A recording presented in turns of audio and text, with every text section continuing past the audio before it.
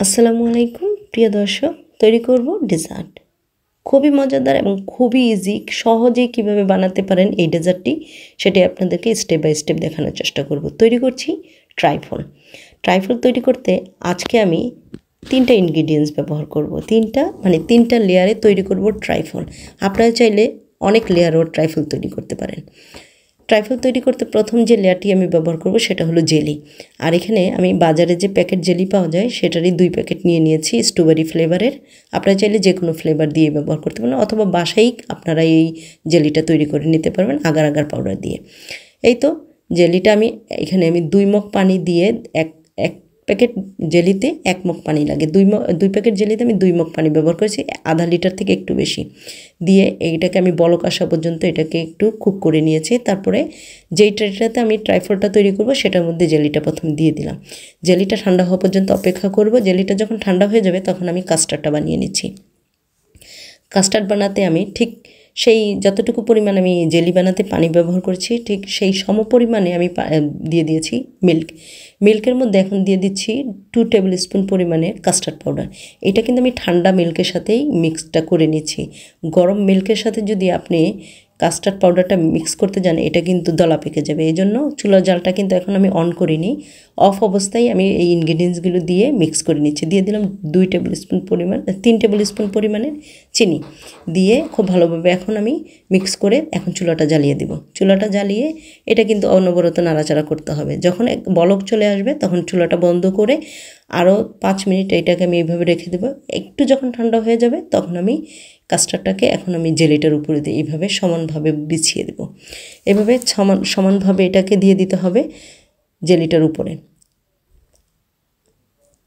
আর যদি দেখেন সমানভাবে হয় না, ট্রেটা একটু নেড়ে চড়ে এইভাবে এটাকে সমানভাবে করে নিতে পারেন। এই তো গরম গরম অবস্থায় আমি এখন জেলিটা যেহেতু শক্ত হয়ে গেছে তারপরে কিন্তু কাস্টার্ডটা দিতে হবে। দিয়ে এখন আমি এটাকে 1 ঘন্টার মতো বাইরে রেখে দিলাম। যখন এটা একটা নর্মাল টেম্পারেচারে চলে আসবে তখন আমি এটাকে একটা ক্লিন ফয়েল দিয়ে ঢেকে ফ্রিজে রেখে দেবো। ফ্রিজে 2 থেকে 3 ঘন্টা আমি রেখে দেবো একদম ঠান্ডা হয়ে যাওয়ার জন্য। এখন ক্রিমটা রেডি করে নিচ্ছি। প্রথমে বলেছিলাম 3টা লেয়ারে আমি তৈরি করব আজকের এই ট্রাইফলটা। সেজন্য একদম লাস্টের লেয়ারটা আমি ক্রিম তৈরি করছি। ক্রিমের জন্য এখানে আমি একটা ডাবল ক্রিম নিয়ে নিলাম। নিয়ে এটার সাথে দিয়ে দিলাম 2 টেবিল স্পুন পরিমাণে চিনি, দিয়ে দিলাম ভ্যানিলা এসেন্স, দিয়ে এটা একটা হ্যান্ড বিটার দিয়ে এটাকে বিট করে নিলে 10 থেকে 12 মিনিট বিট করলেই কিন্তু ক্রিমটা রেডি হয়ে যাবে।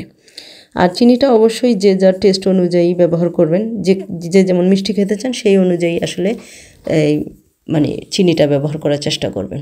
তবে ট্রাইফলে কিন্তু মিষ্টি একটু কম হলেই খেতে ভালো লাগে, ক্যাটক্যাটা মিষ্টি কিন্তু খেতে খুব ভালো লাগে না। এই তো ক্রিমটা কিন্তু রেডি হয়ে গিয়েছে। এখন আমি ফ্রিজ থেকে বের করে নিচ্ছি সেই যে কাস্টার্ড আর জেলিটা আমি রেখে দিয়েছিলাম ট্রের মধ্যে, সেটা ট্রাইফলের।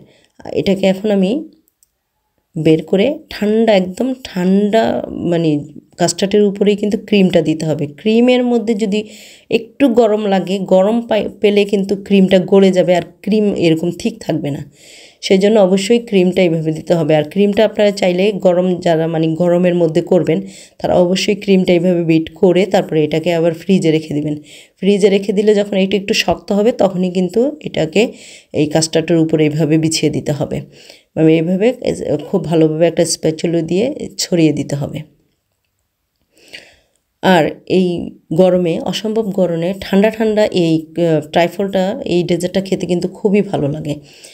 আর ট্রাইফলের উপরে আপনি চাইলে যে কোনোভাবেই ডেকোরেশন করতে পারেন, টপিং যে কোনো কিছুই দিয়ে করতে পারবেন। আমি এখানে কোকো পাউডার দিয়ে দিচ্ছি, সামান্য পরিমাণে একটু কোকো পাউডার ছিটিয়ে দিলাম। আর এখন আমি দিয়ে দিচ্ছি কিছু চকলেট ক্রিপস। বাচ্চাদের জন্য আসলে এইভাবে চকলেট ক্রিপস দেওয়া।